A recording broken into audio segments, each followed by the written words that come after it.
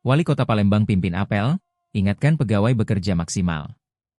Usai libur Lebaran dan juga penerapan Work from Anywhere, WFA, pemerintah kota, Pemkot, Palembang melaksanakan apel pagi bersama sekaligus halal bihalal, pegawai organisasi perangkat daerah, OPD, di pelataran Benteng Kuto Besak, BKB, pada Senin, 30 Maret 2026.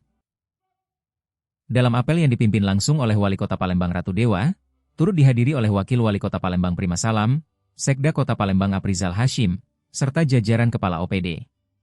Wali Kota Palembang Ratu Dewa mengatakan, apel ini dilakukan dalam rangka pembinaan para pegawai Pemkot Palembang yang sekitar 23.000 orang. Ada beberapa pesan yang saya stressing dengan para peserta apel. Pertama, kaitan dengan masalah program kerja dari saya dengan Pak Wakil. Ya alhamdulillah syukur setahun ini memang capaian secara makro, baik itu tingkat pengangguran, IPM kita bagus, pertumbuhan ekonomi bagus, angka kemiskinan turun, tetapi jangan lengah, masih banyak tugas berat ke depannya. Artinya dari sektor kesehatan, sektor pendidikan, dan juga sektor lain termasuk wajah kota menjadi prioritas kami ke depan.